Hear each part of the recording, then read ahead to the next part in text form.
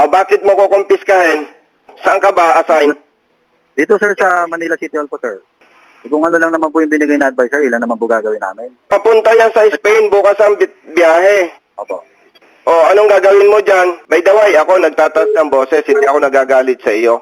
Sige Ako po. lang ay nabubuisit sa sistema. May batas, bawal kayong magkumpiska ng lisensya. Isang OFW na motorista ang nasagip ni Colonel Busita dahil paalis na sana siya ng bansa kinabukasan pero biglang nagkaaberya at nagkaroon siya ng traffic violation at nakumpiska ang kanyang international driver's license at yun din ang gagamitan niyang lisensya bilang driver ang trabaho niya sa ibang bansa. Pagka nga naman tinamahan ka ng lintik mga idolo, paalis ka na kinabukasan biglang nangyayari pa ang gantong aberya sa'yo. At ito ang inaksyonan ni Colonel Busita kaya tara, sabay-sabay nating panoorin ang may init na eksena ukol dito pero bago yun, huwag nyo kalimutan mag-subscribe. Alright. Hello? Hello. Sir, good morning. Hello, good morning. Magtatanong ako kasi kahuli lang sa akin ngayon dito sa Nagsirino at saka Adriatico. Dahil sabi wala na raw, nasa solid line daw. By the way po, Brother Matt po ito, sir, staff ni Congressman Apa. Busita.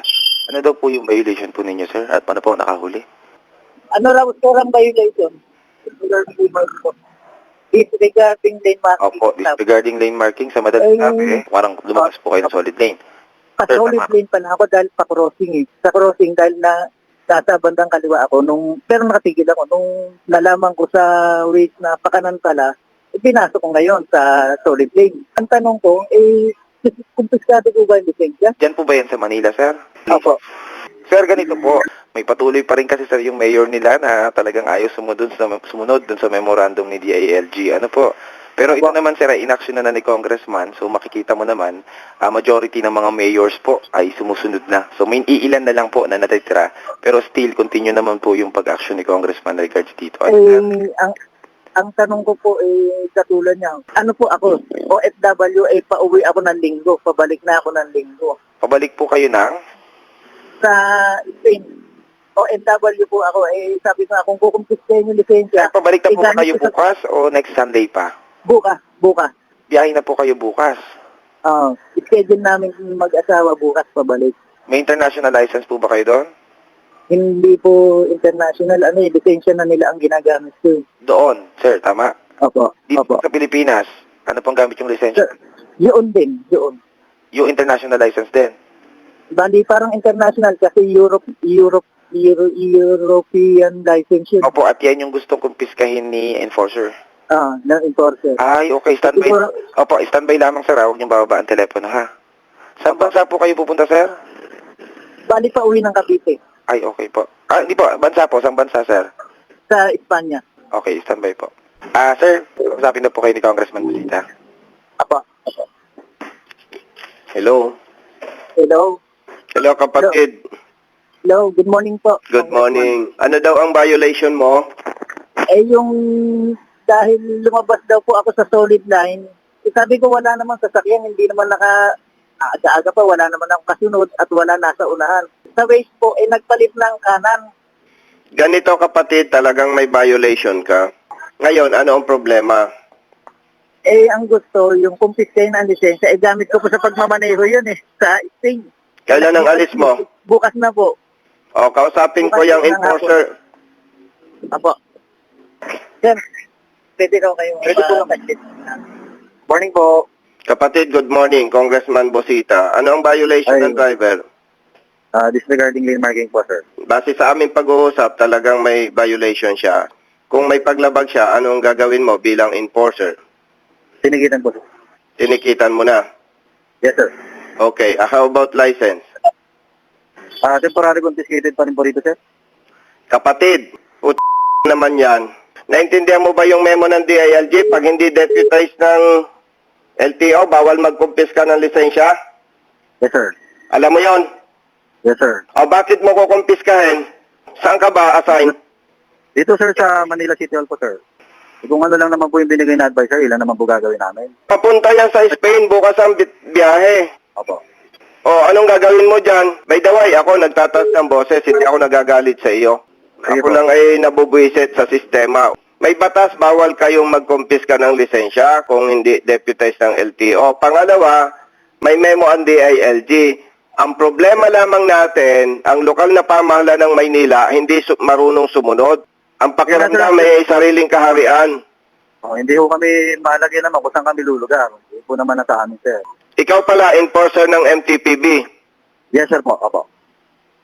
Ibig sabihin, hanggang ngayon, nagkukumpis ka kayo ng lisensya. Yes, sir. Kasi wala pa pong advice po sa amin po yung titual po. Ay, natikitan mo na.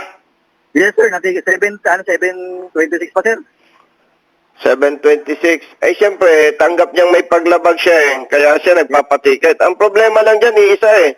Yung lokal na pamahalaan, hindi marunong sumunod sa batas eh.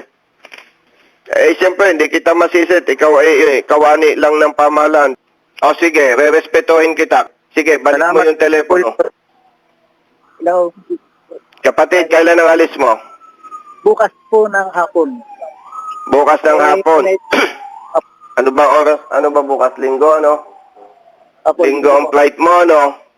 Apo. Ganito kapatid. Yang enforcer na yan kasi, sumusunod lang sa lokal na pamahalaan. Yun nga po, kaya tinatanong ko kung nila ko kung gusto. Una, may paglabag ka talaga. Ang problema lamang, hindi marunong sumunod sa batas at sa memo ng DILG ang lokal na pamahalaan ng Maynila. May tanong ako sa'yo. Apo. Kung mag-travel ka bukas Apo. at aming tutubusin, ipapadala sa iyo sa abroad, may problema ba doon? Yun po ang gamit ko family driver po ako sa Spain eh. Kaya Nako. gamit ko ang Spain. May flight schedule ka na bukas? Meron na po, may schedule kami bukas. Bali, Anong oras ng flight mo bukas? Ang flight po namin mga 10. Kaya aalis kami ng Cavite na dahil sa traffic mga 5 ng hapon. Diyan ka lang muna, huwag kang aalis. Apo. Ha?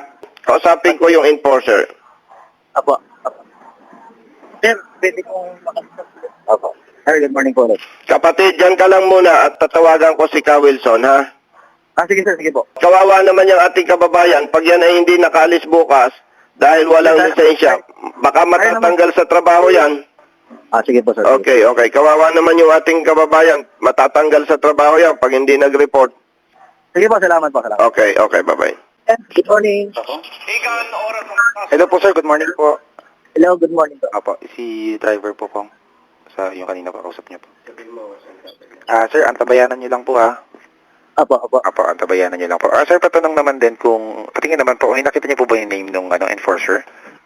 Andito po, naghihintay. Ano pong pangalan niya, sir? Sir, patanong naman po, anong oras ang duty niya? Kung maghapon po. Sir, anong oras ba po ang duty mo? 60 po po. 60. Ay, okay po. Sige, sir, balik po. May wait lang po. Antabayanan niyo lang. May tinatawagan lang si Congressman. Thank you. Apo, apo, apo. Hello, sir. Good morning po. Hello, sir. Apo, pakausap daw po si Congressman dun sa enforcer po. Kausapin daw po. Apo. Sige. Okay po. Wait lang po. Sir. Hello, sir. Good morning po ulit. Hello. Hello po, sir. Good morning po. Ay, kapatid. Hanggang ano oras pala ang duty mo dyan? Ano, sir? 60 po. 6 to 2. Nako. Yes, sir. Loko na. Anong pangalan mo, kapatid? Oo, at kasi paalis yan bukas, para naman makarelax, padiretsuhin ko na at subukan ko makausap si Ka Wilson. Tsaka, sir, yung advice na lang po ng aming commander. Pag sinabi niya kung bigay ko to, bibigay ko. Sino bang commander mo? Siya nga po si Nasaan ba siya ngayon? Nasa office po ngayon siya. Tatawagan naman po siguro ni Ka Wilson yun. Pero nasa opisina ito si pag ganyan. Opo, sir. Siya po nagpa-formation sa amin kanilang bag. Ay, anong posisyon niya dyan? Siya po yung sector commander po namin sa District 5. Pagka ganyan, hanggang ano oras ang duty niya? Hanggang gabi pa rin, sir, kasi may sinusupervise pa rin po siya sa panghapon. Okay. Katulad niya, nakumpiska mo ang lisensya nitong driver. Saan mo ito turn over ang lisensya niya? Sa ngayon, sir, wala akong pag-turnover kasi sarado po yung opisina. Bali, Monday po ito. Ay, okay, okay. Kung hindi ko maabot ang 2 p.m., saan ka ba umuwi? Sa Moriones, Tondo po, sir. Within Metro Manila ka lang, ano? Yes, sir, yes, sir. Ay, sige, ganito na lang, kapatid. Kung hindi ko mahabol yung 2 o'clock, pakisuyo naman, open lang yung cellphone mo at kausapin ko yung ranking official mo. Okay? Sige po, salamat po, salamat. Okay, okay, bye-bye. Sir, kausapin po Hello, ni sir. Congressman Busita. Apo. Apo. Hello, kapatid. Hello, sir. Ganito, umuwi ka na ng Cavite at mag-relax ka. Bantayan mo yung cellphone mo na laging open, ha? Luluwas ako ng Opo. Maynila. Kakausapin ko yung opisyal ng traffic enforcer para maiparating ko yung problema mo. Okay? Okay lang po na mahuli kung walang lisensya. Baka makita ako. Hindi. Sagot kita. Umuwi ka na. Basta Sige. tumawag ka dito kapag nasa bat ka, driving without license ka. Kasi paglabas mo ng Maynila, driving without license ka na eh. Opo, yun nga po. Okay, pero dahil bukas ang biyahe mo, umuwi ka na, mag-relax ka, babiyahe ako papuntang Maynila at Opo, bantayan mo yung cellphone mo na laging open para update kita ha. opo, sige po, salamat po. Oo, naintindihan naman natin yung enforcer eh. Sumusunod lang yan. Ang problema, mali ang utos. Yun nga po eh. Kapag naman yan ay sumunod sa atin, matatanggal yan sa trabaho niya. Yun nga po sabi niya. Eh, wala naman tayong kayang ibigay na hanap buhay sa kanya. Kawawa yung kanyang pamilya, di ba? Ipit siya eh. Naintindihan niya tayo, pero kailangan niya sumunod sa lokal na pamahalaan ng Maynila, di ba? Opo, Ganito, umuwi ka na kapatid, yung cellphone mo, tiyakin mo na lagi mong hawak. At luluwas ako ng Maynila at kakausapin ko yung nakakataas diyan sa enforcer para maipakiusap natin na ma-release yung iyong lisensya, okay? opo, opo. Sige. Maraming salamat po. Okay, mag-ingat. Pasalamat ka rin dyan sa enforcer, ha? Opo, opo. Okay, bye-bye. Sige po. Salamat Okay, po. bye-bye. Salamat. Okay, good umaga po. Hello, good morning po. Ako po yung kanina pwede po magtanong. Yes po sir, ano po yun? Ay, yung, dahil sabi ko ni Congressman, umuwi na raw ako, paano po yung ticket? Dadaling ko po ba o hindi ko nakukunin sa kanila? Kunin niyo po sir at bumiyahe lamang po kayo at kung sakaling questioning kayo sa checkpoint, si Congressman Okay. Busita po ang bahala po sa inyo. Bali, dadaling ko po yung ticket. Apo, sir, saan kayo sa Cavite? Sa Dasmariñas. Sir Jojo, may instruction naman si boss, si Congressman Busita. Tumuwi po kayo at ihatid po namin ni Congressman yung lisensya ninyo.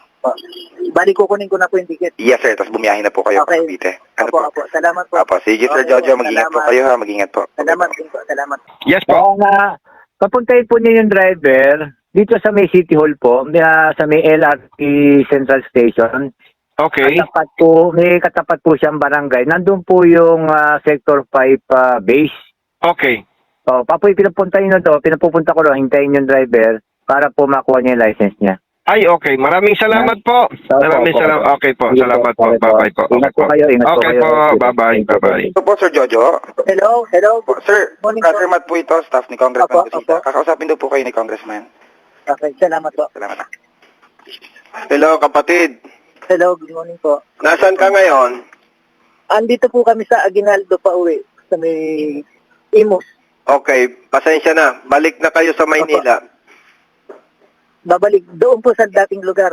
Ang reference mo, City Hall, okay? Aha, opo. Pagdating mo doon sa area na yon, kapatid, hanapin mo yung LRT Central Station. Opo. Doon may katapat na barangay hall. Opo. Nandun yung opisina ng Sector Commander ng MTPB. Opo. Dala mo yung ticket, magpakilala ka, sabihin mo, kausap ko na si Ka Wilson. Opo. Coordinated na doon, ibabalik yung lisensya mo at yung ticket ibabalik mo sa kanila. Opo, opo. Paglilinaw kapatid, may violation ka talaga, binigyan ka lang ng consideration ng MTPB ni Ka Wilson dahil ikaw ay may biyahe bukas, linggo, di ba? Opo, bukas po. Oo. Tapos ang hanap buhay mo doon, family driver at talagang kailangan ng iyong lisensya, di ba? Opo. Yan po. Oo, hindi ibig sabihin binabaraso natin at ako ay congressman. Talagang may paglabag ka, ano? Sabi ko naman po, ibabayaran ko yung violation. Kaya lang, ang tinanong kaya po tumawag ako, sabi ko, tatanong ko kay congressman kung tama ba yung pagkumpis ka ng lisensya. Hindi naman sinasabi ni Ka Wilson na bayaran natin dahil naintindihan yung kalagayan mo, no? Opo. Pero makakabuti, pagkuha mo ng ticket, alamin mo doon kung magkano yung katumbas na multa. Hindi naman malaki yon, mas makakabuti, Opo. ibigay mo na lang, ano? Opo, opo. Okay? Opo. Update mo na lang kami dito sa office, okay? Opo, opo, opo. Para malaman namin kung klaro na yung problema mo, okay? Opo, opo, opo. Ingat ha? Maraming salamat po. Okay, bye-bye. Hello po, good morning po Sir Jojo. Opo, andito na po kami, wala daw po yung lisensya. So wait lang po, standby lang po Sir Jojo ha. Opo, opo. Sir, kakausapin po kayo ni Congressman Busita. Opo. Hello kapatid. Hello, Congressman. Nandito na po kami. Wala daw po ang Wala ang... lisensya po. O, sige. Kausapin ko dyan yung yung pinaka-hepe. Apo.